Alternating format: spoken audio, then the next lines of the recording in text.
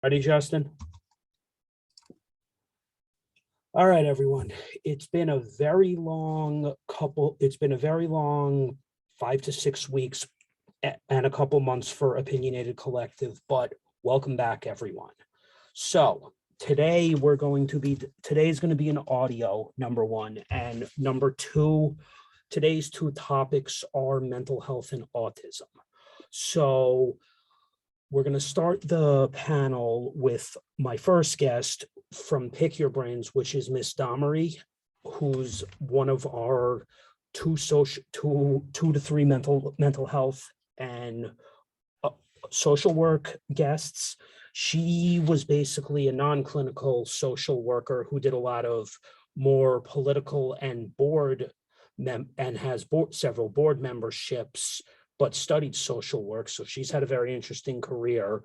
And we've got myself, and hopefully Keenan and Madeline will tap in soon. And speaking of, here she is.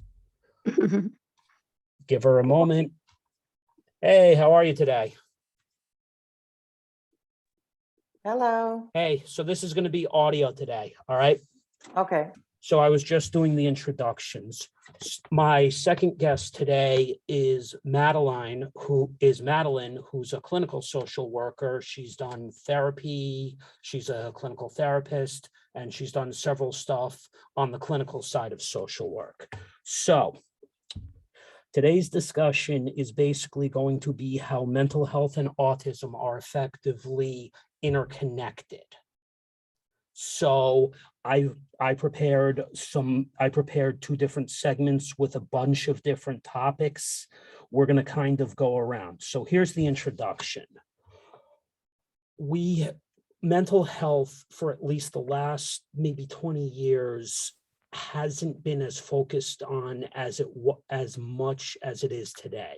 I remember growing up in the 1990s when I first got diagnosed on the autistic spectrum, and I remember how it was looked at then, where it was looked at in a very outdated 20th century way.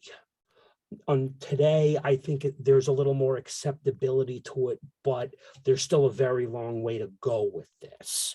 So I'm going to hand it off to the both of you, and I would like for the both of you to basically start telling me about some of your experience with autistic children and autistic adults and what you both think.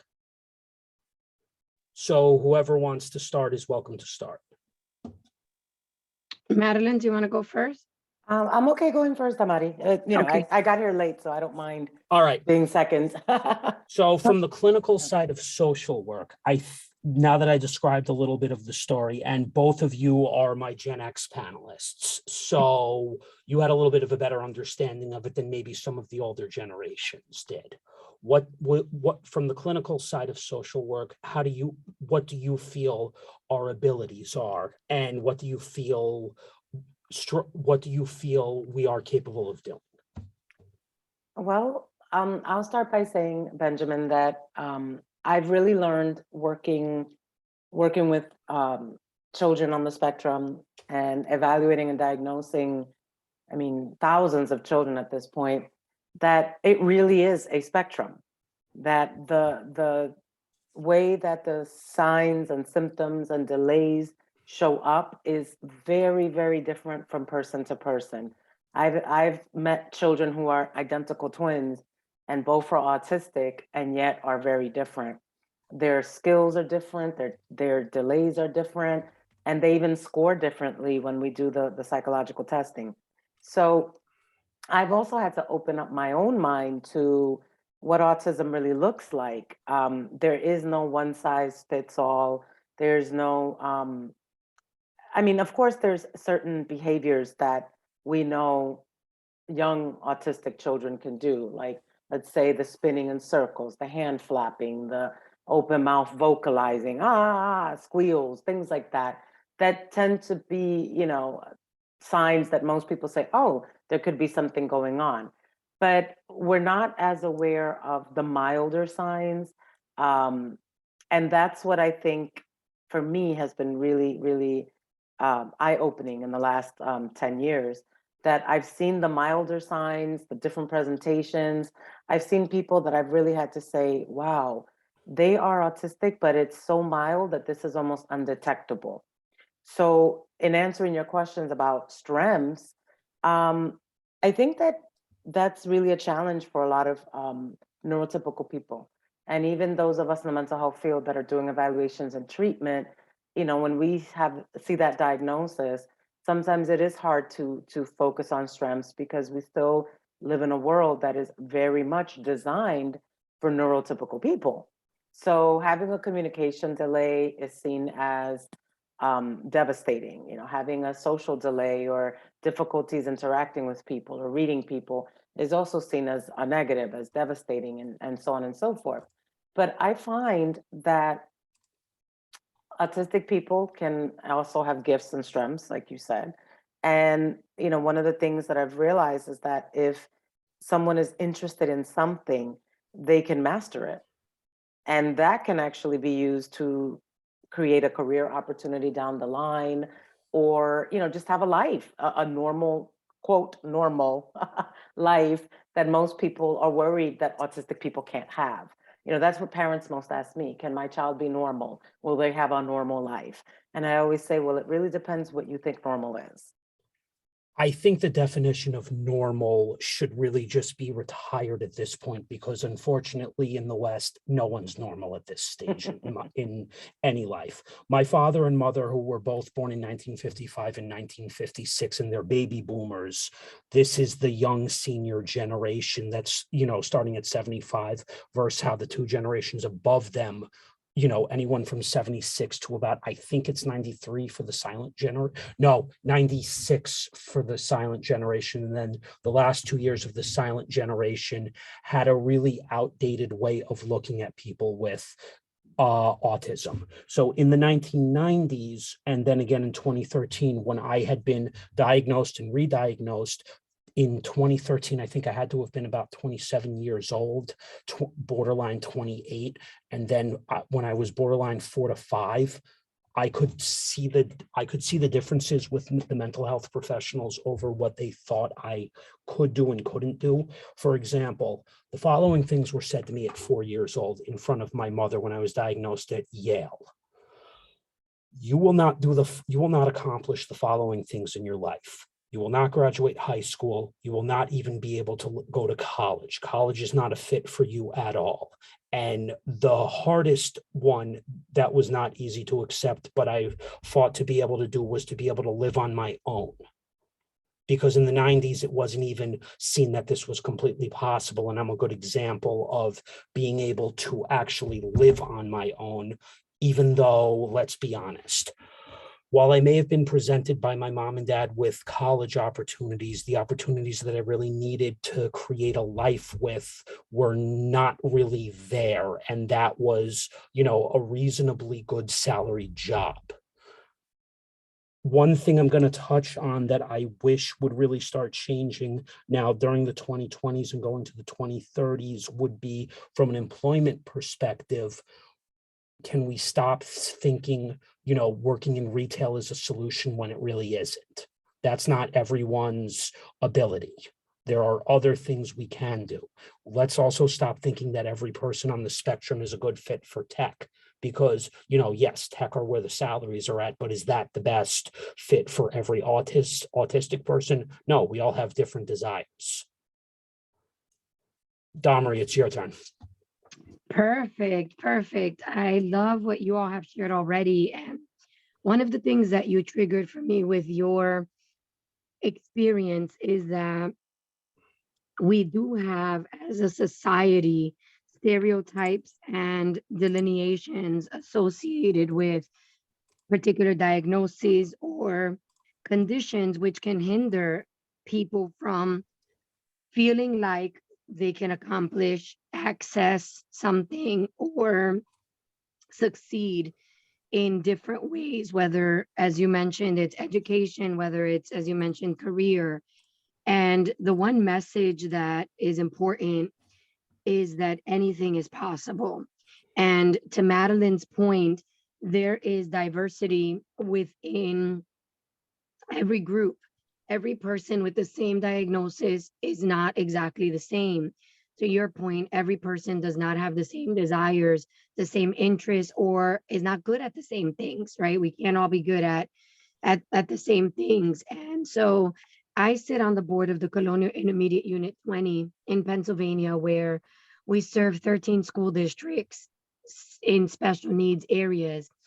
And some of what you talk about is what we do. We develop partnerships with hospitals, with different institutions that would allow our students access to a career path that is a living wage, not just minimum wage, that is fulfillment, that is exciting, that is not a basic idea, because sometimes we have an idea that individuals on the spectrum can only do a basic job, and that is not true. Individuals on the spectrum are bright and brilliant and have specific skill sets. My nephew, who is on the spectrum, is great with numbers and time, and he can fix any problem with any phone, be an iPhone, be an Android. I mean, we all know this. We go to him, we celebrate it. And so for me, as a non-practicing clinician, it is important that I advocate, that I shed light on these issues, that I support individuals with ongoing education about what it is and what it isn't, with resources and supports for families who are trying to advocate for their children, for communities who may not understand, so that we can build empathy and we can build the visibility on the importance of making sure that every child, every young person, every adult has an opportunity to thrive. So I wanted to bring on to pony off of that. Are you both familiar with Colette DeVito, who is actually a millennial? She has Down syndrome. So to play off that point about should autistic adults or children be pushed into just a job? Back in about 2018, my mother found an article for me that was kind of inspiring, that a girl with Down syndrome named Colette DeVito, who had graduated, what was it, Clemson at the time, and then moved up to Boston, same problem happened with her. She couldn't even get hired. So the thing that her and her mother both found out is that she loved to bake. The mother in some aspects found ways for her to be able to make that dream come true, but also had to find proper resources, and it allowed Colette to invest in a space where a bakery could be created, and then she could employ people. I also believe, to pony off the interest point, I don't think everyone, even myself, is just interested in working for someone. If I'm creating a podcast and my eventual desire is to be, creating a business or a media company, this should also, from aspects in Western society, this shouldn't be ignored. I don't know how the both of you feel about me saying that, because even she was a budding entrepreneur, and, baking is how she best, was able to channel her frustrations. So if one of you would like to chime in, you're both welcome to. Well, then, what I'm thinking about as I'm hearing you speak, about your experiences, um, and also what I know to be true just from working in the mental health field for 20 plus years, and seeing again how some of us really, our views are closed-minded, and we do tell parents recommendations, or we predict things that in the end I have come to understand they can be very unpredictable. I don't predict with parents when they ask me, do you think my child, will go to college, or do you think my child will live independently or fall in love? I try to use humor to deflect some of that, and to also let them see how, well, somewhat irrational that question is for someone who's on the spectrum.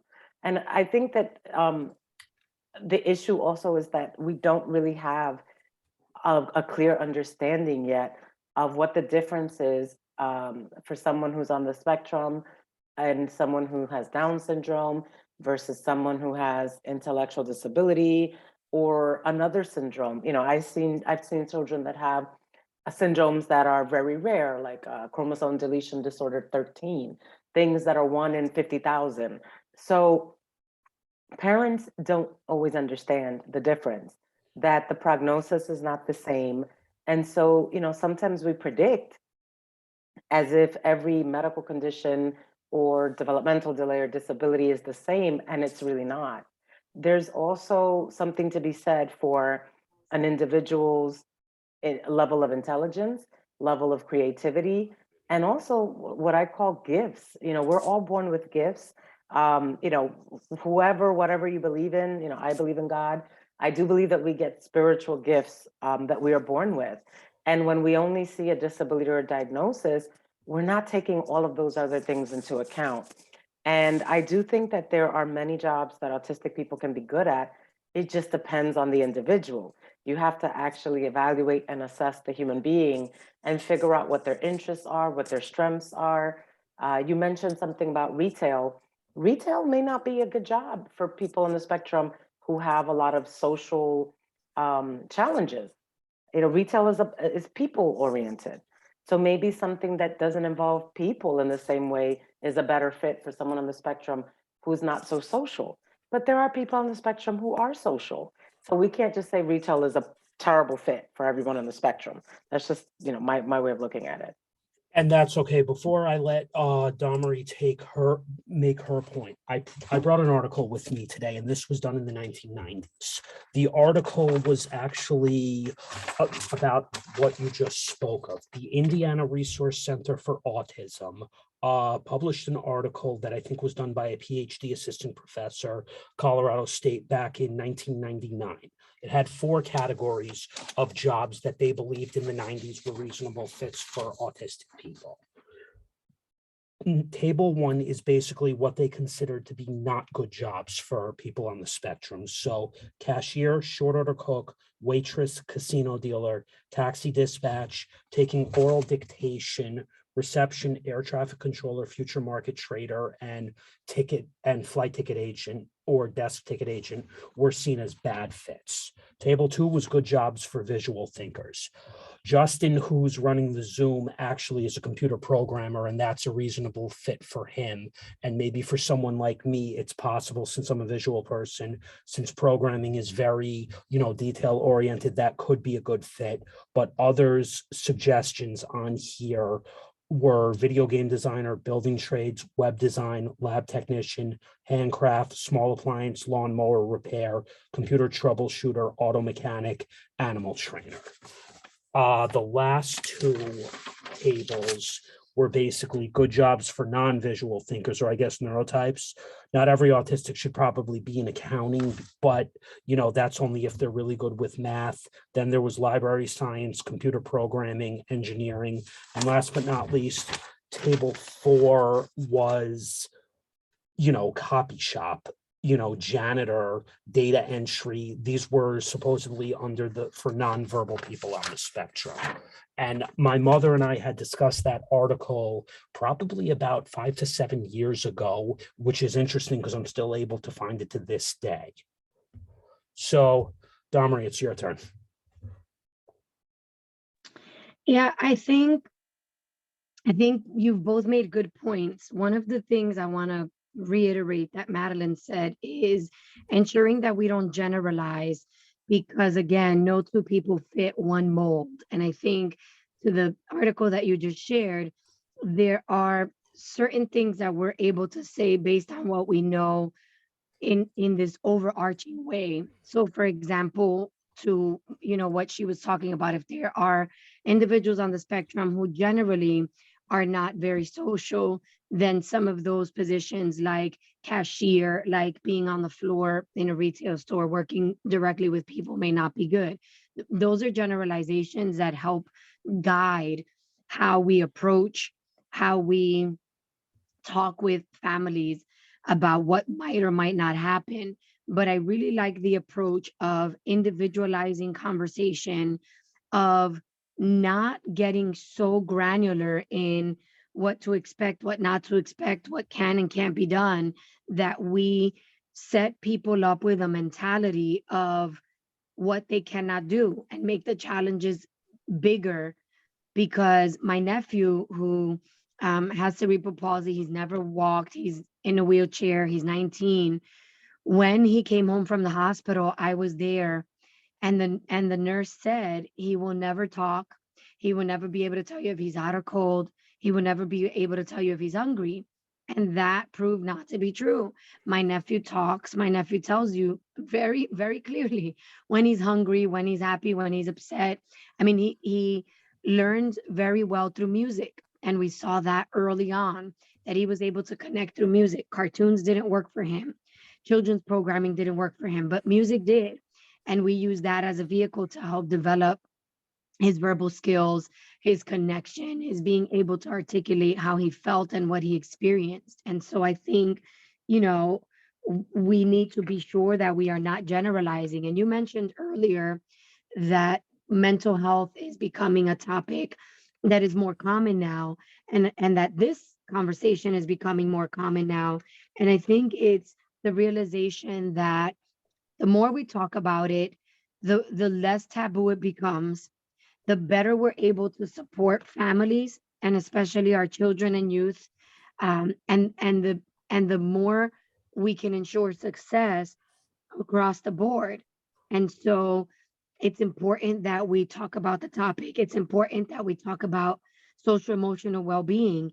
And I serve on my local school board as an elected official, and we talk about social emotional learning. We talk about trauma informed care. We train our staff at all levels in these areas so they can understand how to best support our students and be able to help them succeed.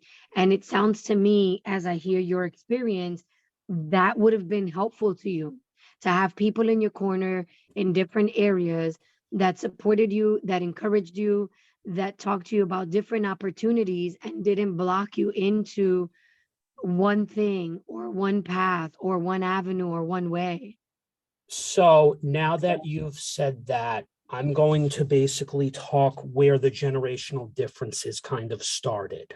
I think most of the mental health professionals in the 90s must have still had to be what's left of what's most of the silent generation right now. Or are your parents, how old are your parents, if you don't mind me asking, Damary? I know Madeline's parents are at the start of the baby boomers. Justin's mother is also a baby boomer. Were your parents boomers or a little older? Yes, boomers. Okay, so since we all have boomer parents, I'm not gonna blame the boomers, because the boomers are kind of the last of trying to hold on to the semi-older way of doing things. I'm going to use an example, and I'm going to start with our federal government and the fact that as much as I like the President of the United States and the Speaker of the House, let's be honest, over 76 years old might not be the best with 20th century ideas right now. These people are a little too old to be making decisions within the government and looking at everything with a 20th century way of looking at things. While I appreciate the fact that our president did have many challenges and was able to obtain the office of the president 2 different times, it's still the fact that they have an outdated way of looking at things. And when they were looking at, like you said, the discussion of mental health and autism was effectively taboo to them. I remember my mother showing me something else. Sir Anthony Hopkins, who's in his 80s, was even, going with the whole shamming himself when he didn't realize that, he could be autistic. He said in an interview, "How is it possible that I could be autistic?" Whether you have the money or not, and you're in the Hollywood limelight, most people in Hollywood are actually on some level undiagnosed on the spectrum. Even people like, Elon Musk with ADHD, Mark Zuckerberg, who's in his 30s like me, these people are on the spectrum. It's just, because they have a lot of money, it's acceptable. But whereas if I want to have the discussion, at one point, even within the millennial generation, effectively it's taboo.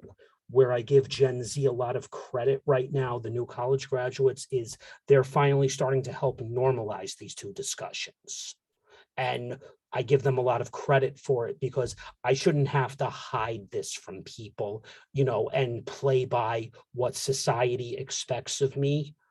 I should be able to, have people just start to say, okay, how can we best help you? Or how can we best serve you, not the opposite? So I'll let one of you two take over now after what I just said right there. Well, then I think you make a lot of valid points. Normalizing the discussion, and also just and thank you, Damari, for sharing, about your nephew.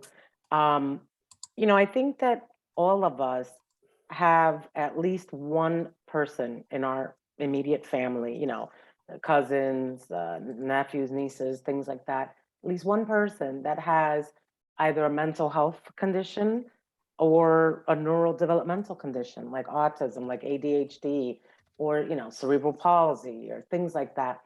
And so it actually is very normal. One of the things that I've learned from all the reading that I've done in the last few years about this is that most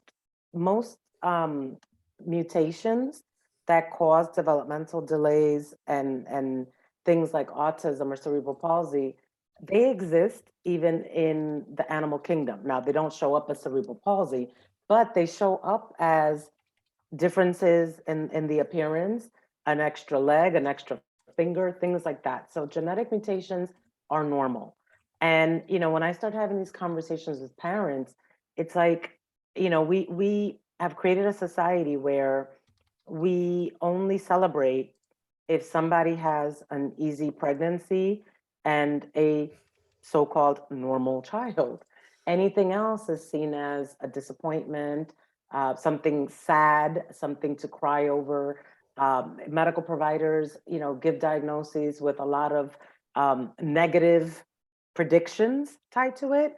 And so, of course, parents are frightened. That they're terribly frightened. And so I think that as normalizing the conversation and just saying, look, we all know someone who has autism. We do, whether they're diagnosed or not. Um, and the fact is, there are many autistic people that function in society and don't even know they're autistic. And there are some that still function and know they're autistic. So you really don't know who your child is going to be. And I work with a lot of Latinx and African American clients, and I also speak to them about the culture that we come from and the beliefs that we have around people with disabilities or people with mental health, and how it really is up to us. When children who are 1.5, 2 years old, that's the age range I'm working with. They really do have their whole life ahead of them. So it's up to us to shape and teach them and help them to develop to their highest potential. So I tell parents, if you treat this as a tragedy, your child will have a tragic life. If you treat this as normal, meaning if you have one child or multiple children, it's very common that one of them is going to have a medical condition, a mental health condition, or a developmental delay. That's just statistically where we are. And it's normal. It's normal to understand that and accept that it happens to everyone. It's going to happen to everyone at some point. And so I find that when parents have the information conveyed to them in that kind of way, they're much more relaxed. And the questions become, what can I do to support my child? What can I do to help them learn? I've had parents say, do you think I should put them in daycare? Should I tell the daycare person my child has autism or has a condition? And it becomes problem solving instead of catastrophizing. And I think if we can just duplicate that, everyone who's doing this kind of work, if we can duplicate and replicate that and have open conversations, at some point it really is not going to be seen as a big deal. It's just going to be normal, because it is normal. Having someone who has ADHD or autism or even cerebral palsy and all these things is normal. So what I wanted to share in regards to my father and with you guys is I shared an email with everyone during the week, and it was what my father had to say. My father kind of, I guess, started finally accepting this. He said, one of the keys that he said to me is, you, your brother and sister all have different paths. And To which I responded back in a very subtle way saying, I would not want them to grow up with the challenges or experience the challenges that I've experienced. They had their own challenges, respectfully. Now, one of the things that obviously wasn't as much of a worry was resources in their life, but they did have, a lot of other challenges in other ways because they were one of the Sandy Hook families. Basically, their little brother was Noah Posner, and unfortunately, he was a victim of gun violence. So there's been a lot that happened within that family. With that said, some of the things that they were given by the Obama administration got them into a phase in their life where they have more options. And one thing that I conveyed to my father as well is when I'm looking at the both of them, what can I do to get to where, to have the level of options that they have? And something that I accepted finally, my father for who he was as a baby boomer is, he is who he is. He's done his best by me. And at this point in my life, I have to do things, that are going to be right for me. And when we talk about support for people on the spectrum, while he may not have been the world's most perfect person in the emotional aspect, I've found people like, all three of you, Elizabeth, my best friend from school, Aaron, who I still talk to, my best friend Ricky, and my mother, as so that's made up for it. But I think he was in denial. He and a majority of boomers have also been in denial over how things are today. I'll jump in there and just recognize alongside you that there are generational differences. And again, want to point to the notion that so many topics have been taboo for generations, like, parents' generations, etc., where people didn't want to air the dirty laundry, quote unquote, in terms of someone in my family suffers mental health. To Madeline's point earlier, we all know someone or connected to someone, more than one person, I'm sure, that suffer mental health issues. And if we don't talk about it, if we don't accept it, we will not be able to help individuals overcome the challenges associated with mental health, with being on the spectrum, with all of these different challenges. And the reality is that in life, we're all going to face challenges. It looks different for different individuals. And I love Madeline's analogy of the animal kingdom and the research that she shared, because it does show up everywhere. And it is about how we message, how we view, how we approach the conversation around these different challenges. And so this podcast, this platform that you've created, is a voice for people. It's a place to engage in important conversation, to share information and resources, to shed light on issues that are not just impacting you or those of us that are connected to you, but many people. And it gives a light to individuals that might feel like they're alone, who might not have another outlet. And that's the reason that I've signed on to collaborate with you and with this network that you're building, because it is important that we all take part in working towards the success of individuals for the success of the greater good, because we're all impacted positively or negatively based on what's happening in our families, in our communities, and in society broadly. So another thing that I shared with you on the Pick Your Brains interview when you came on, I've shared this with Madeline offline. I shared this with Erica as well, is I grew up a little differently than both of you, where both of you came from the city. I came from what we call a very affluent, rich white community. So unfortunately, how these communities looked at autism, whether you had the money or didn't have the money, was with a very large ignorance toward it. Now, I'm not saying that this is a good or a bad thing. I'm going to make a subjective point on this, but money, unfortunately, doesn't solve every problem out there. It might help in terms of being able to get a therapist or mental health counselor or somebody to be able to talk to. But at the end of the day, the one thing that I realized coming from that type of a community, while everyone was supportive, they were having a hard time understanding why somebody like me, college took 9 years, for example, even though they said you were finally able to do it. A lot of them, coming from families with a lot of larger money, hit the milestones that I haven't even, been able to hit at this point in my life. For example, boomers were always huge on, you go to college, then when you come out of college, you get your first reasonably good paying job. Eventually 5 to 6 years down the line, you meet the right person, get married, you eventually buy a house in your 30s, like what my sister, is going through. Then you start your own family. But what about the percentage of people like myself, whether on the spectrum or neurotype, who haven't experienced those milestones? When you try to bring that up, to certain types of people, not everyone always wants to discuss that, because, with the community that I came from, it's kind of like taboo. So unfortunately, I could make the argument that, what could local lawmakers do in these situations in those little communities? But I don't even think it's more of a political or law related argument or policy related argument.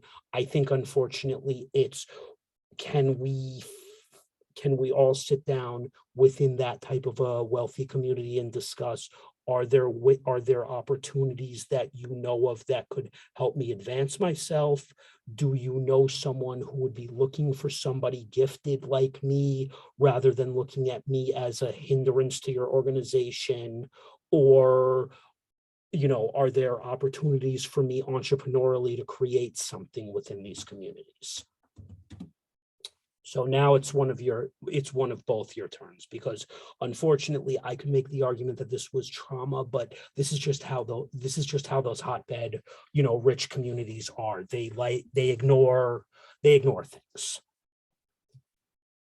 I could actually speak to, it's very interesting then, because, when you talk about the differences in how affluent communities see mental health and developmental delays and disabilities, we're not that different. Coming from a Latino community that was not affluent, we also do the same thing in terms of ignoring it, denying it. It might be for different reasons, which I'm not going to get into, today. That's a different conversation. Yeah, that is a different conversation. But we all are doing this. We're all denying and not wanting to air our dirty laundry, like Damary said. And I think that the disservice is that we're not exposing ourselves to the people who we are looking at as having, a condition that's disabling. That's the language that's being used, but we're not really exposing ourselves and getting to know people.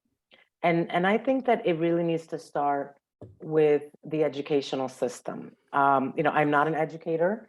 I do not work in a school, but I can just say, thinking about how children with autism are oftentimes put in different schools, different classes than other kids who are, quote, neurotypical, it does a disservice to everyone, because neurotypical kids are going to run into autistic people in their lives. And it would benefit everyone if we just learned how to connect, get along, interact from childhood. Because when you're exposed to something, and they've done studies around racism to show this too, around race, that when little kids are exposed to different races, they just are generally more tolerant. And so in the same way, if classrooms are inclusive and you just have, and I know every child may have different needs, But I think that there needs to be more of an effort to really have neurotypical and people who are on the spectrum connecting, doing activities together, working together, going to college together, so that we are able to really just understand that it's not a big deal. I'm not on the spectrum. Ben, you are. We get together, we have dinner, we talk like anyone else that's in my Yeah, life. exactly. There's nothing different happening. We go to eat. Sometimes you choose, sometimes I choose. It's just what you would expect any kind of, friends or business colleagues to do. But I think that most people don't have those opportunities, or they don't expose themselves to those opportunities. And That's so, the yes. other that's the other thing that I told Damary when she came on. In that community, I may have met, and think you both caught that I mentioned this to Erica, how many people from my own community would sit down, even doing a podcast with Justin, Damary, you, Madeline, and do this. And actually, my best friend Ricky applauded me for this and said, this has shown that you've grown a lot, that you are able to sit down with different people in different aspects and be able to learn from them. Most people that I probably went to high school with, whether they choose to recognize this or not, this is a part of, growth that most parents of my friends from high school, even Ricky, they made the decision to go around people who they were comfortable with, from their careers to where they bought a house, which is completely understandable because parents want to be able to give kids the things that they didn't have. I'm sure we all can agree on that on some level, that our parents wanted what they felt was best for us or what they didn't have. So although my mother, and I stayed within that community just so I could get the benefit of that education. I had a previous guest who's much older than the both of us, who's a boomer like my parents, who ironically works at the same healthcare provider that I work at right now, Optum. Her kids went to high school and she was from my community, and she even recognized that for the particular cases of me and her two kids, that was a good community for us to grow up in. What we did after that in terms of being able to find exposure to other things, was also applauded by her. Yeah. And that was Catherine, Fasanella, who was a healthcare executive for many years, who's now a career coach. She lives in Florida, and she was able to recognize that, just as my mother did. I will close my point by saying this.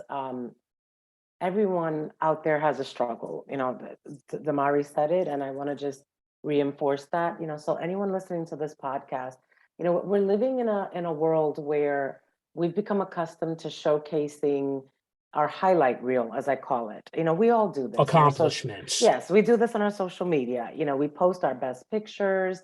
We post when we're on vacation or eating great food, or we're having a wonderful time. And so we're being inundated with images of perfection, polished perfection, pictures that are filtered, videos that are filtered. Everything is being curated.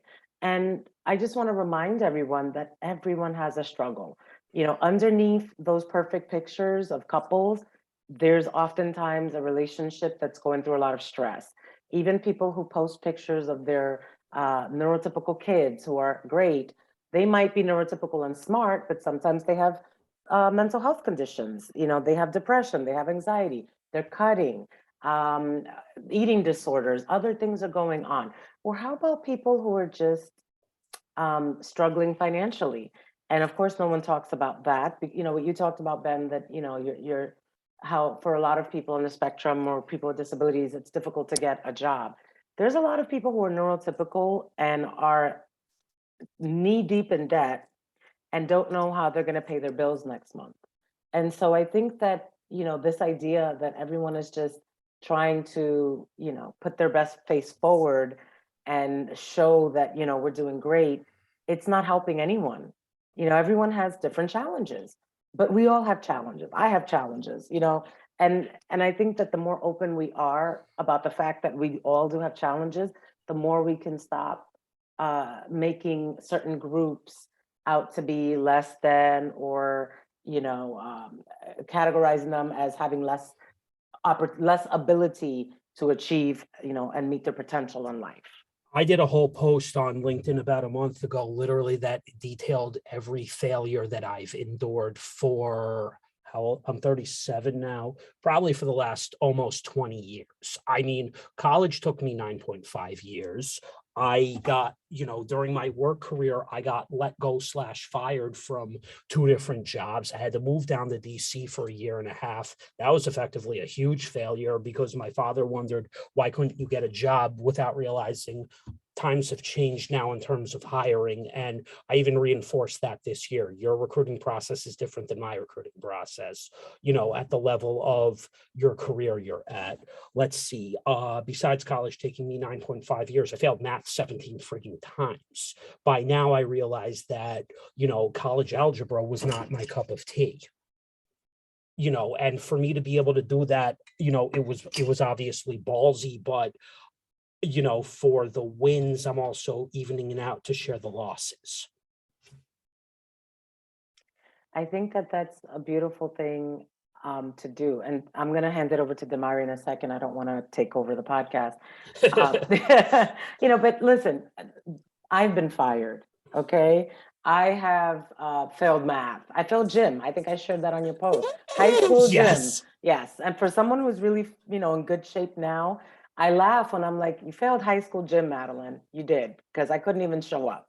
So, we could just be more honest.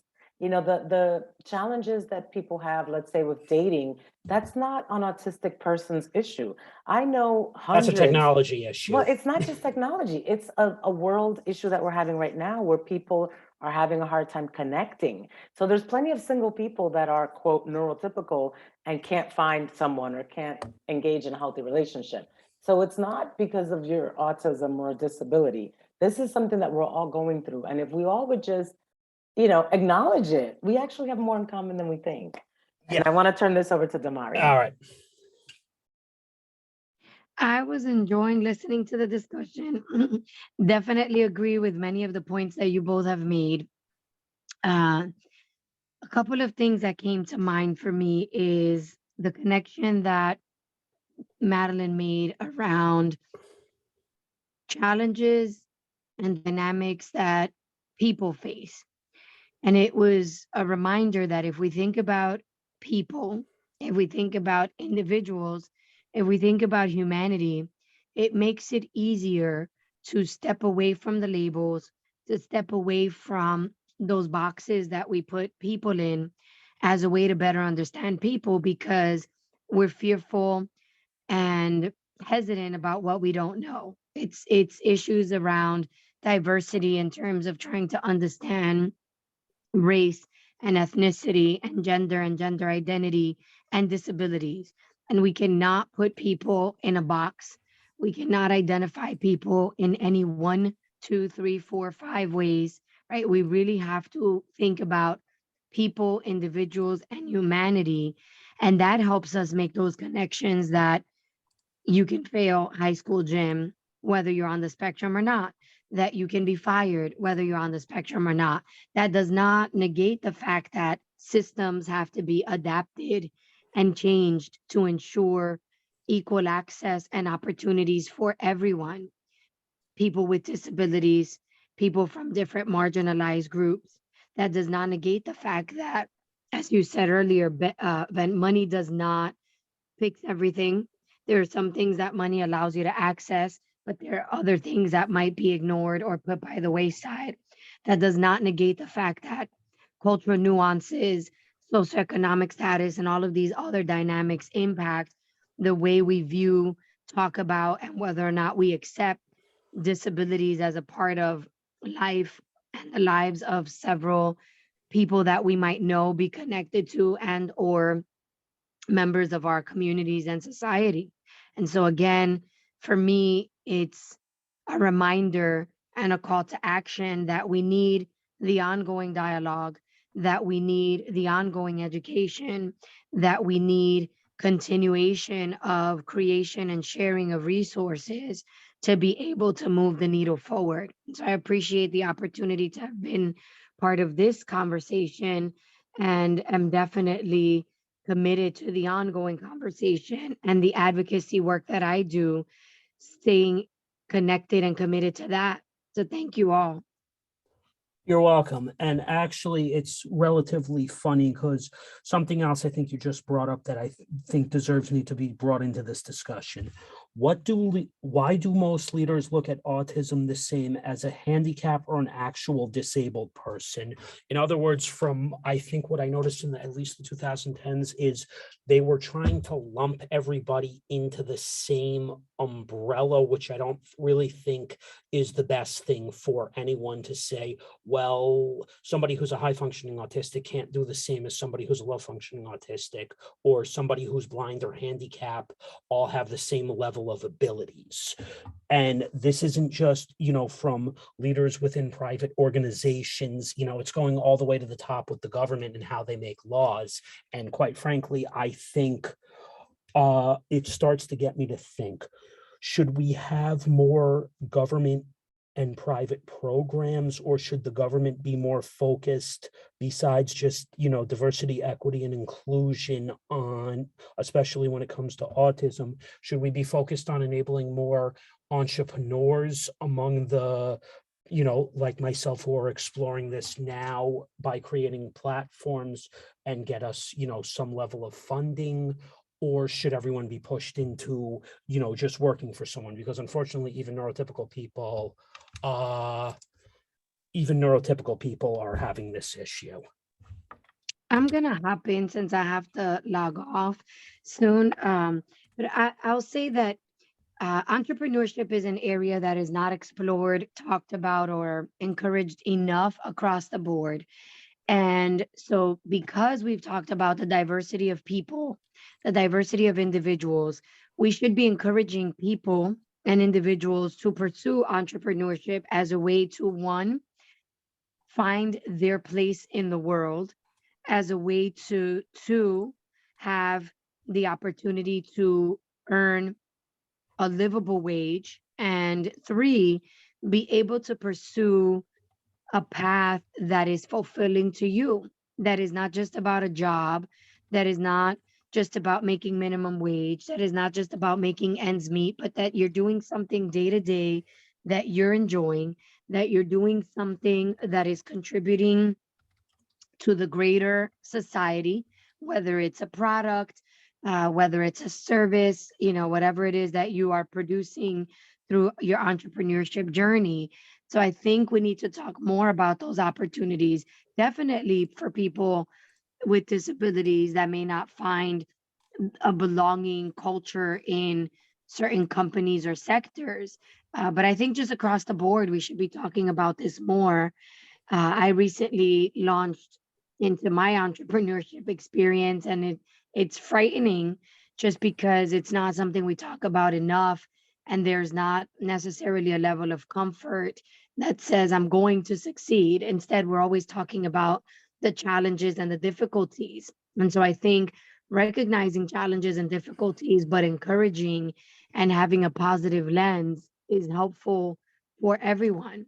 I think the more allies we have and the more people that identify in the ways that we're talking about here, the better opportunities we have to create policies at the local, state, and federal levels across the country that support and open doors for people with disabilities and for people from marginalized communities, because we need people at the table and decision-making tables that understand the challenges, that are empathetic to the challenges, that care about making a positive difference in lives.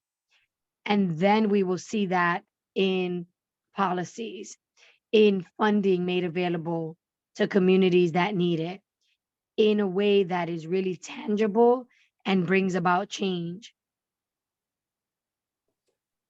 I thank you for that point. And to that point, that's also a direction towards society, because I don't think there are enough, representatives that whether it's Congress or the Senate, who fully understand people with disabilities. And this is going to have to start coming from, honestly, at this point, it's going to have to start coming from Generation X and Generation Y. So really, it's both our generations at this point, because we're going to have to be the ones who are going to have to lead those discussions. And especially for millennials, one thing that I wanted to say is millennials really need to start becoming a little more comfortable having these discussions, because we see the younger generation, the younger part of the generation, at least trying to normalize the conversation, but it's with,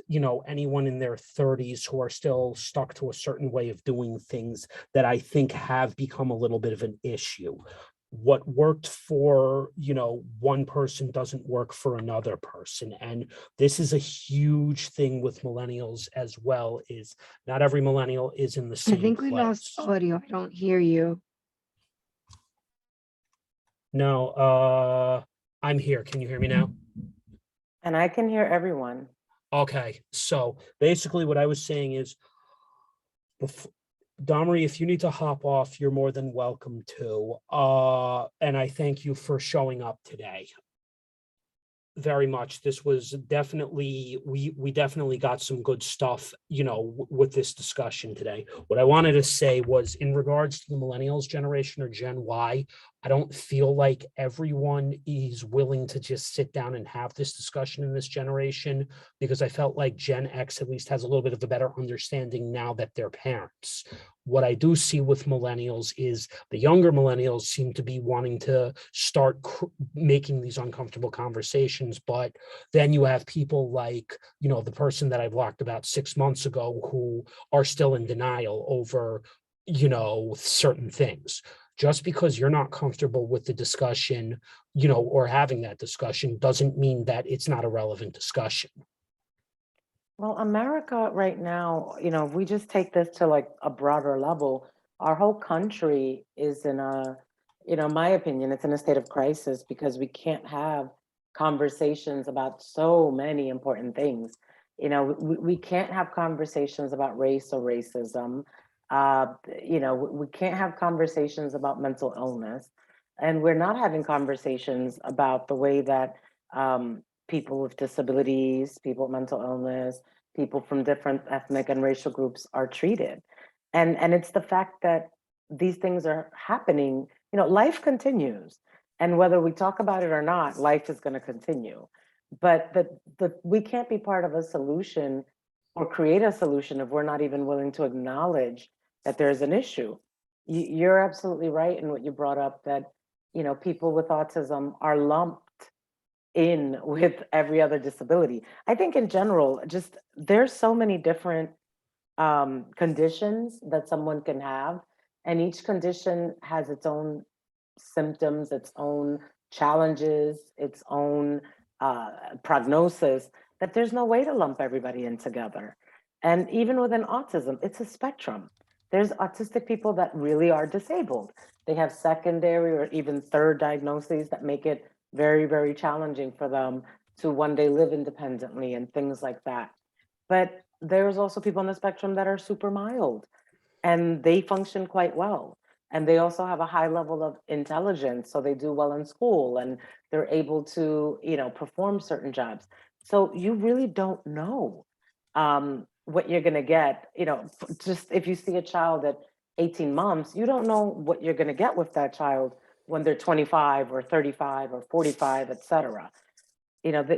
So I've learned to kind of throw away all those beliefs, even all the things that I studied when I was in graduate school, regarding developmental disabilities. I had to kind of let it go, because I'm meeting people who don't fit, what I learned. at I all. mean, you're meeting people where the book doesn't really match the explanation, It would be a better doesn't. way to put it, It because it doesn't. textbooks were probably written all the way back in the middle of the 20th century that don't reflect today. That's another thing that I think could use some changes here in this country. And Damary is right about the education system. The education system is for a completely different podcast segment, because Yes. honestly, the education system probably hasn't evolved since the 20th century, from when we were trying to place people in factory jobs. Hmm. Factory jobs are long gone as of the 1980s, or if they are around, everything is machine based.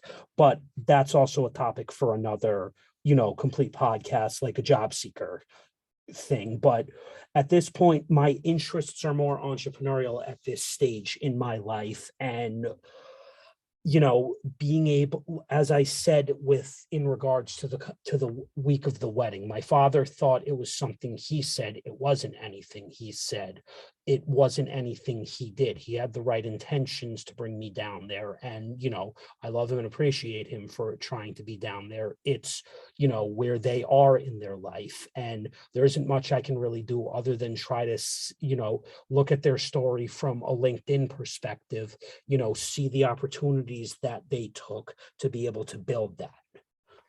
Well, Ben, I also, and I'm speaking now from the perspective of someone who's a therapist, someone who's also um, lived through challenges, endured difficulties, and also overcome traumatic experiences of my own. I think that you can't, no one can live anyone's life, No. and it's like, when I think about, when you're sharing about your siblings, and I think about it, I'm like, would I trade one of my siblings' lives so that I could have had money and maybe access different opportunities? No way. I'm okay with, having shared bedrooms, one bathroom, maybe we were a little crowded. And no, there wasn't enough money to send all of us to college and pay for it. So that's why we all have student loan debt. But I'm okay with that. And, I think that, some of us, our time comes early. We meet the person for us when we're 20 or in high school, and we have our kids early. For some of us, it comes late. For some of us, we have kids with disabilities or developmental delays, and some of us raise kids who end up being, you know, not good people. They do crimes, they hurt people, and so it's like there's just no way to kind of plan. We all try to think, when we're kids, that we're going to have a certain life, and we dream, and we, think it's going to go out like that, and it doesn't. You can only plan so much, and the rest really is taking life as it comes. And I think that, in terms of building positive self-esteem in individuals who have disabilities and those that don't, we have to teach people to accept life on their own terms, to accept themselves, love themselves, because there's too much in this society that's focused on changing yourself. The constant message that we get is that you're not good enough the way that you are. So whether that means, you have to change your, That's media driven, and but media is society, Ben. I know media is society, and I don't think media should be that way, but it is that way. It is. And And this, actually, it's funny, to tie in on the society point. In your opinion, if you had to choose between the following two, and I think this is a very interesting topic, which would tie into autism and mental health, mhm. as I'm sure you've experienced as well in your own working career. If you had to choose between your mental well-being or a high salary, which would you rather have? Oh, I've already made that choice, my mental well-being. You can't enjoy that high salary if you're tense every day, you're anxious every day, you're angry, or you're crying every day. You can, I always say you can learn to live with less, you can cut back, you could spend less money, you could save more. But you can't find little ways to make up for your mental health being attacked, or having your mental health becoming unstable. There's no shortcut or band-aid for that. There's little bit, like, you can buy cheaper shoes. If you have a lower paying job, just as a simple example, you could find sales at the grocery store, or you could buy The Goodwill. cheaper shoes. Yes, you could shop at Goodwill. You can cut, your cable or buy a different cable plan. But what can you do that's a Netflix, Band-Aid? Paramount Plus, these are Yes, alternatives. yes, Streaming, yes. But streaming's become a lot cheaper. there's no alternative to mental health then. No, And no one, and I always used to say, in a joking manner, but it's not a joke. If a job lands you in a psychiatric emergency room or in a hospital, what good is that job? that's the thing though, because for 3 generations, that was literally the focus. Yeah. I do a secondary job where I actually in personal care or senior care, where you take care of different people, in different phases of life. So the client that the agency, what was it, placed me with is actually a little older than you, is about 51 years old. He's a mental health counselor. At one point, him and his father disagreed on what was the best way to run a business. Do you do it for the bottom line, or do you do it for, from the mental health perspective, do I want to have clients that, are reflective and I'm getting results with? And he chose to run his business a lot differently from his sub 80-year-old father who passed away recently. Okay. And we had those conversations, ourselves, which is, what is the better way to run a business? When I'm doing something like this, money is secondary. Money is complete secondary right now, because I want to put out good content. Well, I'm a big believer that when you find something that you're passionate about, and you also have a talent for, and you can develop an expertise in, money comes. So if your talent is singing, if you have a passion for it and you can become an expert in that, money will come, whether you get paid to sing at weddings or you get paid to sing at the White House. The point is, you can make a living singing if that is your passion and you become an expert in it. You can become an expert baking. One of my favorite examples, I have a tailor, a lovely gentleman. He came to this country as an immigrant, didn't know, anyone here. He got a job at a tailor shop, and he wasn't even a tailor in his country. He just started learning the trade by watching this tailor, and he followed him, learned the trade, and now he has his own tailoring business. When I tell you, this man is busy 7 days a week. I can imagine that. It's because it's the one job that robots cannot do, and you have to be, I mean, I myself have taken probably 15 things to him in the last 3 months, from dresses to, undergarments, because clothes are expensive and it's easier to tailor them or fix them than to just keep buying clothes. And so, when you think about it, someone will say, well, a tailor is such a humble job. You need a high level of expertise to really be a tailor. And so he found something he's passionate about. You need a high degree of detail for that also, Yes. because that is not the world's easiest job. Even I It's would not. know that. It's I could not. name a bunch of jobs which are high attention to detail, even within the trades, that probably no ordinary person can do. For example, mechanic, you have to be really good with cars. Yes. And this was funny because my father would have probably preferred that I was in a trade. But the thing is, let's be honest, especially at this stage in my life, what trade would I have been able to realistically learn the basics of enough to do, kind of like when you learn a dance, where I could then go with it to the point where I could make a career with that. And the issue is, if you can't even manually adopt to the basics of whatever trade you're learning, it might not be the best fit for you, because, it's like trades, versus going to college. And even, these occupations, they'll be able to tell if you're able to adjust. Not everyone can be a doctor. Not everyone can be a nurse. Not everyone can be a lawyer. Yeah. What we make the mistake of thinking that you have to have a certain level of intelligence or certain grades or something like that in order to do certain jobs. One of the smartest persons that I know is my brother-in-law. He's a mechanic, and mechanics sometimes get a bad rap. They work with their hands, they get dirty, And, it's not like, they're not smart enough to have gone to college. Well, what I've learned talking to him, you have to have such an analytical mind to do mechanics, especially in the cars that, are being created today, because these cars are computerized. So you now have to have a knowledge of computers and technological systems. You also have to be able to problem solve, and you have to also be able to work with your hands. It's not easy. And when I tell you this man can fix anything, he can fix anything, car or not.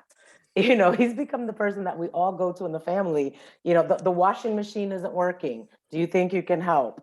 This Think thing. of a business that even started out as what was originally a niche, and you would never have thought that this would have become something that really made money. Cell phone screen repair. Yes. I Yes. mean, when you look at you break, I fix, those type of businesses, complete niche. Mm-hmm. The person who started that company that ended up being able to franchise it has put probably a huge majority of the country to work just fixing cell phone screens. I mean, a YouTube channel that I follow, even guy's name is Louis Rossman, who just recently moved to Texas, the right to repair, even somebody like that working with electronics. Look at how much money those people make. Yes. And Yes. it's because we're constantly breaking our cell phone screens. The cell phone and computer have literally become our life. I also think, The we just point, there was have to, okay. oh, actually, I had a call during the week speaking on technology, and it was another Gen Xer. She's a mindset coach. Her name is Lisa Holland, and she's originally from Rockland. She actually made an interesting point to me midweek that my generation has a very unhealthy obsession, a very unhealthy obsession with technology. And I said, which part of the generation are we referring to? I don't disagree with you, because these things have unfortunately become ingrained in our lives. But I said, that's not all of us. Mm-hmm. But I would definitely agree with you that, in terms of, a business like that where it's fixing the electronics, that's become something people are good at. Well, you just have to find what someone is passionate about. I'll give you an example. When I was growing up, I had I had a lot of different things that I was actually good at. I have artistic talents. I can dance. I'm a fairly decent singer. Um, and I also was very good in school. I had good grades. So, my parents really were encouraging me to become a doctor. um because in my culture, to be a doctor is the highest, it's the highest honor. It's an extremely respected profession. Well, I found out that I don't tolerate blood very well. I see a little blood, I'm fainting. And so I'm like, well, I'm not going to medical school. I'm not going to be able to make it through. And so when I decided, I wanted to switch, I started looking at civil engineering. I did civil engineering throughout high school. I even interned in college. That's what I thought I was going to do with my life. And then I realized I am a person who likes to talk. I'm a social person. I like to connect with people. And engineering is not that type of profession. In fact, at my internship, the supervisor told me that I talked too much and I was distracting the other engineers. So I said, okay, I need to really look at what am I passionate for. And when I discovered, psychology and social work and therapy, I said, this is it. This is what I really will never get tired of. And it's been 22 years and I've never been tired of it. Anywhere I go, if I'm at the gas station, people will talk to me and start sharing personal things with me. And so when you can find what you're passionate about, it even if you work hard, you don't get tired of it, and you can do that, throughout your life. And I think that that's what we have to do with people who are on the spectrum. A lot of people on the spectrum can work, and everyone I talk to who's old enough to talk, who's on the spectrum, they have interests and they share things that excite them and they're passionate about. So I think if we can develop those interests into real careers, it would actually help people. You know, if you are fascinated by trains, well, do you want to work on with trains? Is that a career option? You know, you're fascinated by makeup. Okay, well, there's a lot of jobs in beauty and in the makeup and fashion industry. Maybe that's an option. You know, or you like cars. Well, you can definitely work in the automobile field and so on and so forth. So, or mhm, go into programming and yes, work for startups or even large companies. I yes, mean, the thing is, yes, everyone is different. And, when I look at people creating content on LinkedIn trying to sell certain things, it's like you'll definitely touch a few people who are interested in that, but not everyone's going to be interested in, that particular industry. We're all different. I yes. mean, would I like to work in tech? Maybe one day, if I can ever if I'm able to break out of the customer service oriented side of things, because there are weeks where I just dread, having to be on the phone. But, for right now, it is what it is. I mean, what we're doing right now, I enjoy this to be honest. And, with things that you and I have discussed separately, those are definitely, other avenues that I would rather be, exploring with my life than picking, some person's next appointment. Of I enjoy course. doing it. Don't get me wrong. It provides me the ability to live here, but there are weeks and days that I absolutely just dread doing the job. But that's with anything else in this world. Well, you know, it's not fully feeding your passion. No, And so I encourage, you know, anyone listening to this podcast to, you know, really think about what you're passionate about. We all have to make a living, you know, we're being realists here. But if you can also find something that you have passion for, you know, it started as a hobby first and take it from there because life is too short to just work in a job that you don't love. And I know so many people who are at even high paying jobs and they have no passion for it. I know plenty of lawyers that don't like the law. I know doctors that don't like medicine, social workers and therapists that don't actually like doing therapy. And so I say it's never too late to switch. You know, in Spanish, we call it cambia el paso, you know, change your step, change direction. It's, you know, we have to be willing to do that. in terms of what you just said there, but that's the first biggest problem, because that comes with most people accepting within the mental health discussion. Okay, it's a completely different century. Do you really want to keep the same mindset that worked for your parents at one point? Because even now, somebody in your own generation, within your own age group, Gary Vaynerchuk talks about this all the time. If you've ever come across his content, even on LinkedIn and Instagram, he talks about this stuff, which I was finally surprised to see someone in his mid 40s finally say something that I've sort of been thinking for years, but I've been taught not to think, that once you got into your full-time job, you went till for about almost 35 to 40 years, then you retired. But then what? And then he's saying to people in their very young 20s coming out of college, you're young, don't compare yourself. In Within the 30-year-old age group, he's saying the same thing. He's saying it to 40-year-olds, 50-year-olds, 60-year-olds. You're all still young.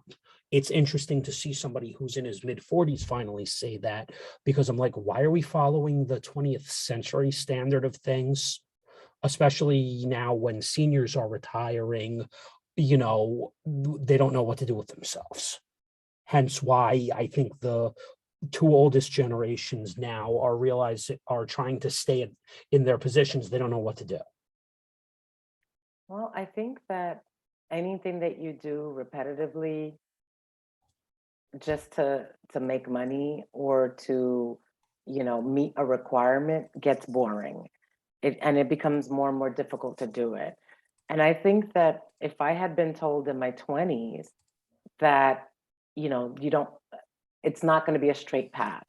You know, you could plan it out, but the thing is, life will take a lot of winding roads. And it's okay because that's really what life is supposed to be. I think it would have been easier for me maybe to deal with some of the disappointments.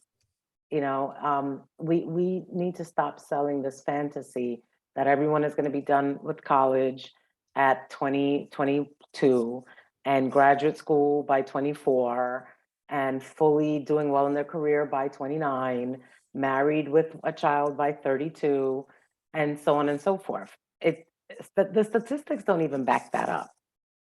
Of You know, course, the it's not real statistics life. back that up.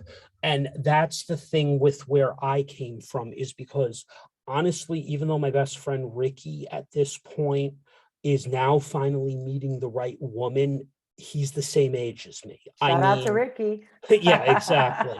I mean, we'll see what happens with me, but I look at everyone else, even a certain somebody who creeped back in very slowly and can't let things from the past go, but that's just what he was taught as a kid. This unfortunately comes from a sense of ignorance, and it's like after a while, there's a reason why people don't want to talk to certain types of people. And the reason that we're reminded of is, I don't want to be reminded of the past. That does nothing for me right now. Right now, we need to figure out, what can I do to either get promoted in my career where I'm at, create more opportunities for myself outside of work, that will start to get me the things that I want in this world. Do I need to be I've, like, going back to the post that I did, which detailed literally every single failure, which was ballsy at the time and got a lot of views. Do I focus on my successes? I don't have as many successes as, everyone else who's posting content on a daily basis. I'm going to challenge that, Ben. You are a person with autism, an autistic person who is actually overcoming all of the things that were said that you were not going to be able to do. So you have literally broken through all of these, glass ceilings that were imposed on your life, starting at the age of 3 or 4 when you were diagnosed. And it hasn't been easy. And you're here doing a podcast, and you're here trying to educate people, and you're living independently. And like I said, you've developed friendships with neurotypical people, all the things that, were supposed to be out of reach for you. So I think that you definitely have a lot of successes. And, you've even, I have to say, you've helped me to maybe overcome some of my own biases and stereotypes that I had about autistic people. What stereotypes did you have about them originally that I would have challenged? The most basic one, that autistic people don't know how to connect with other people, that they don't. I think it depends on the function level Yes. they're at, because my social skills were much more emphasized, but that was because of my mother. If you actually look at the difference between my mother and father, you would see where they both are socially, and more of that came from her than him. But that's exactly my point. We have this stereotype, honestly, no matter, what level of autism someone has, that they're going to have, social challenges. It's part of the diagnosis. So, that stereotype, of course, is in the back of my mind because it's actually part of the diagnostic criteria. Social emotional deficits, difficulty with reciprocal interactions. And, I have to say, I don't see that in you. I mean, look, I'm not here to challenge and say you're not autistic. What I'm saying is that you have actually proven to me that if people with autism who, are maybe mild, moderate, or just functioning at a different level, if they're given opportunities to socially interact, they're giving social opportunities, they are socialized and treated, quote unquote, normally, they can overcome, and they can certainly connect. They can certainly make friends with people and be good friends, valuable friends. So all of those stereotypes that a lot of us have, a friendship with someone who's autistic is not a one-sided friendship. It's not a pity friendship. So I just want to also throw that out there. I never understood why people said that in the first place. Because of how we see people with disabilities. We see it as, well, I'm just going to be nice to this person, because he's disabled. And I am very thankful that we have never had that dynamic. You know, I'm But that's like, because I probably I developed a lot more over probably I would say my 30s. Probably yes. at this point, because I'm almost 40, I think I've either one, become more accepting of it, or two, I've just realized it is what it is. But don't you think that it would actually benefit most autistic people, regardless of where their functioning level is, to have more opportunities to socialize and interact with Yes. so-called neurotypical people? Because if that's the challenge that autistic people have, well, wouldn't they benefit from being with so-called people who don't have that challenge so that we can actually help Well, you reinforce would it? think for that, but you would think that, but then the issue is that also comes with how parents would be able to, maintain this once they're literally leaving whatever universities or colleges they went to. Mm, That, unfortunately, that's a knock, not a knock. That's more of a realization of the community that I came from, where, believe it or not, like, even though Ricky recognized it, many others, I don't know if they would recognize, by watching this, that I'm able to sit down with people who are, from different communities having these discussions, whether they would want to have them or not, and understand that, everyone's different, because to your point, there are a lot of stereotypes out there. hmm And I don't think the stereotypes are accurate for someone from the Latin community or someone from the Black community. I think those are just what, most people from the community that I come from, like to tell themselves so they can avoid socialization. But in the same way that most of us, if we're socialized with people who are of different ethnicities and races, we just, it doesn't become a big deal anymore. We can just accept it. We're tolerant.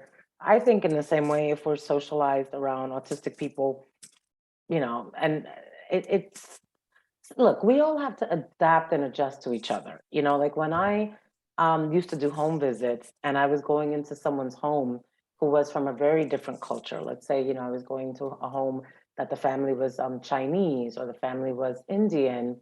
I was mindful of my behavior and I adjusted myself accordingly because, the culture is different to Latino culture or Dominican culture.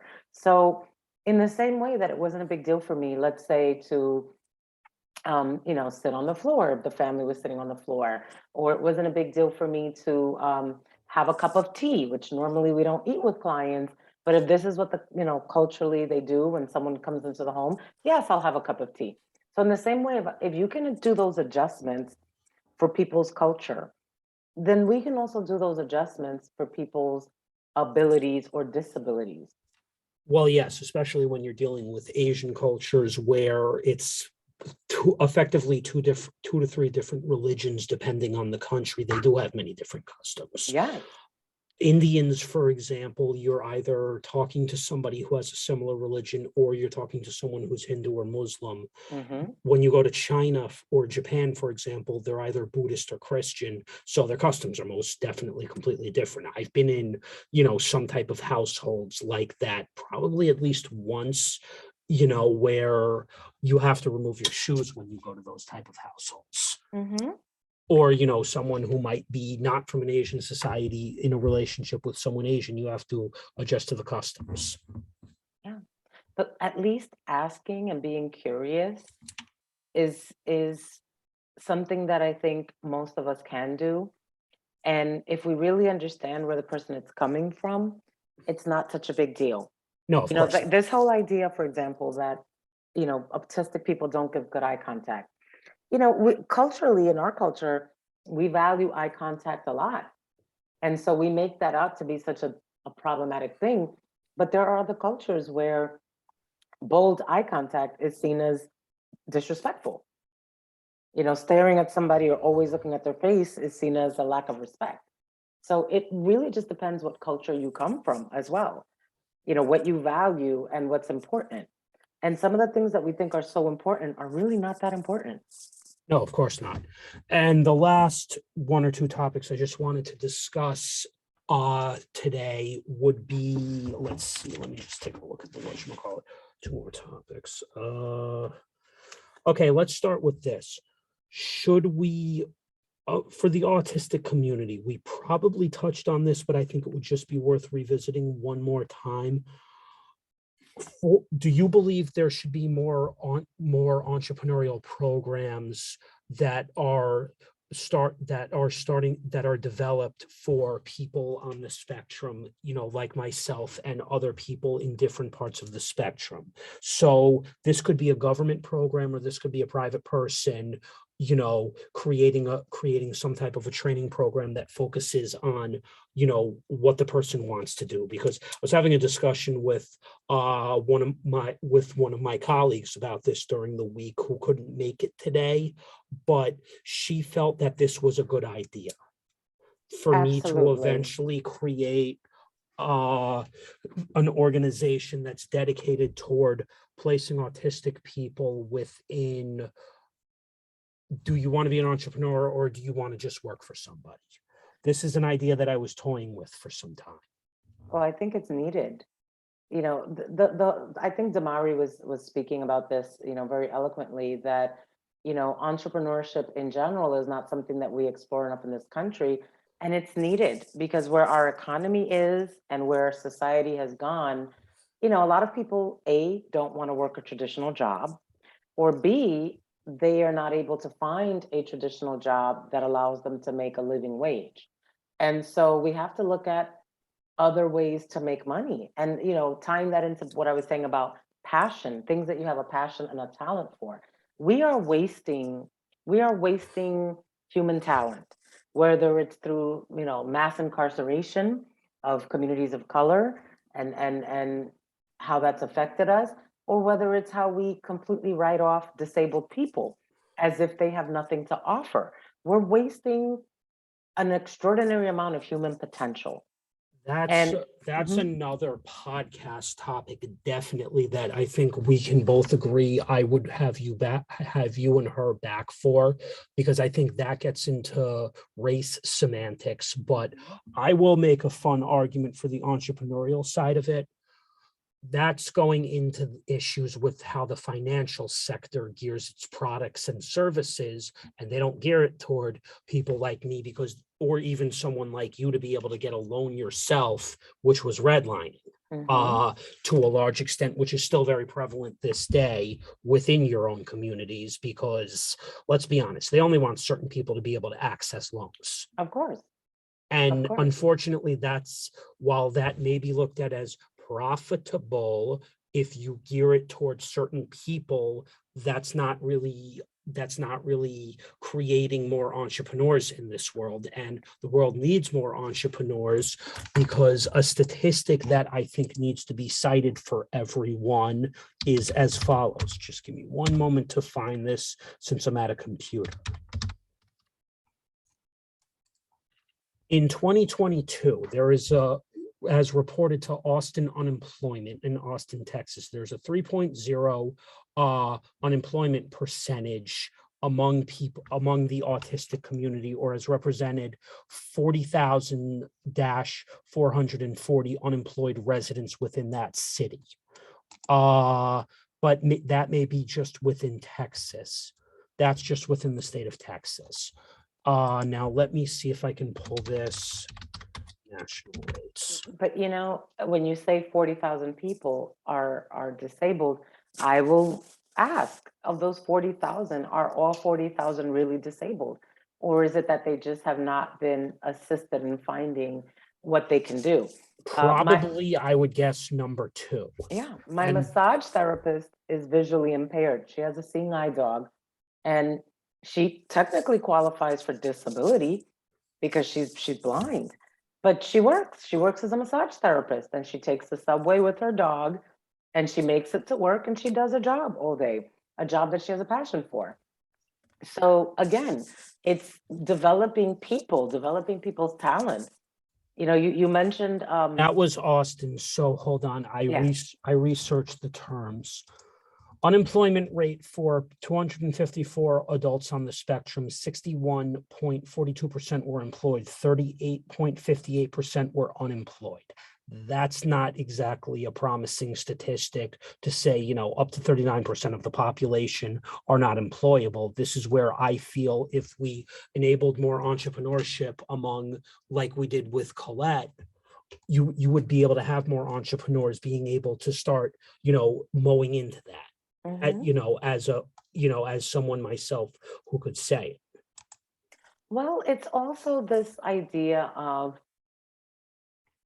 I mean, look, there are people who are going to be on the spectrum who are not able to have jobs that provide a living wage, but they can still have jobs that allow them to be productive and to feel that, you know, they are doing something that they like. You know, for example, someone, you know, I'm just throwing this out there. Maybe somebody could work part-time at a car wash. If you like cars, maybe you're not gonna, you know, you're at a level where you're not gonna be able to work in the automotive industry. You can't do car sales, you can't repair cars, but you like cars.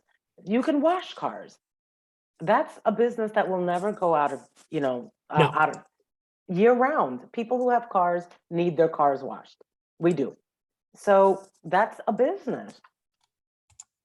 And being able to see that, you know, that instead of, you know, what a person can't do, well, what can this person do? What is something that they're able to do that they enjoy, or that they reasonably enjoy enough that they could do it every day and make some kind of living from it? Even if it's not full time, they can receive disability and do part-time work.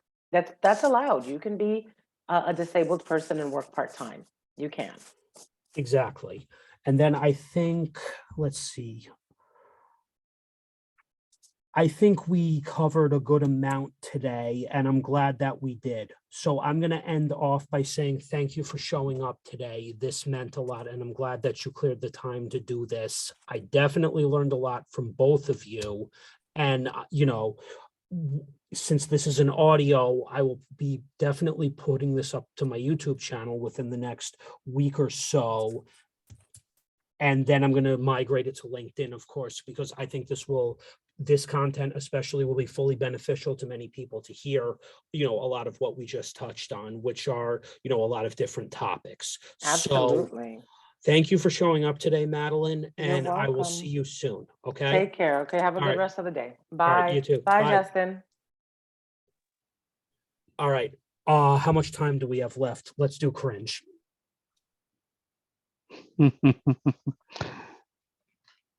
Let's make it quick, buddy. All right. So we're gonna do meta. Okay. Okay. 5, 4, 3, 2, 1. Welcome back, everyone, to Cringe. Hope you definitely learn. Hope everyone had a good week, and hope everyone's doing well. So for today's Cringe, we're gonna focus on two little subtopics. We're gonna discuss Meta today. So within the last 12 months, Meta has lost over $7 million as predicted by Wall Street, and with the company's entire push to the metaverse. Now, not only has he been a joke for the past 4 to 5 years in terms of when he's been asked to come testify to Congress, you know, for effective data issues. The fact that he put so much money into this little push to the metaverse with virtual reality goggles, which many people were, you know, what's the word I'm looking for? Were sketchy on it in the first place. Now look at how much money he's lost. Not only has he lost money, he's alienated his entire staff among males by saying, "Oh well, you know, now you need to go to college and get a degree to be able to do this job." You know, whereas, you know, he continues to keep his female staff, which is perfectly fine. How do you feel about that? Well, Ben, I don't know about the whole male female bits, but I will say this. Meta made a big mistake by investing so heavily in the metaverse so quickly. The technology has simply not been developed robust enough And to be honest with you, the goggles, they're just not priced effectively. $300. I mean, come on, for a pair of virtual reality goggles, really? Well, it's not about the $300, Ben.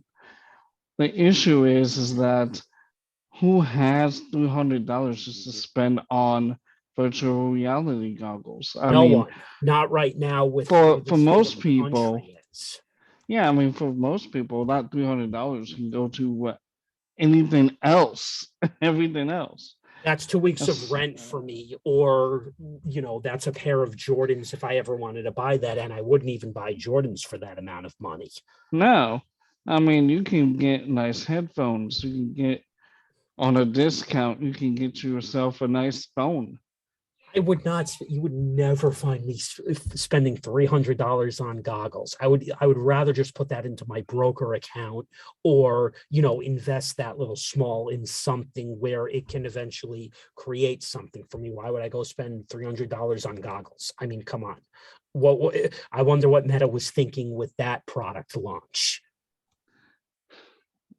Well, I think the product launch for Meta is all about who's going to be the cutting edge, who wants to take that leap forward. And unfortunately, given the pictures and the videos and what's been circulating, the metaverse does not look all that great. No, it really doesn't. I mean, It, I feel the metaverse, this was too early to be doing this, not just for Facebook, but also for Apple. well, in general, Meta because and I mean, we have Apple. games that look better than this. Oh, exactly. And that's the other thing, because now with the whole failure of the metaverse, especially with the fact that they hired, to be aggressive on this over the last 12 months, not only has he lost that much money, but look at how he's just alienated, the working staff that were probably hired specifically for this purpose. Oh yeah, I mean, I He bet the working staff thinks one idiot like, and I mean, I don't know, if I was the staff, I would milk it for as long as I could before seeing the pink slip, because you know it's coming. Yep, especially with that. Let's see. The other topic I wanted to cover today.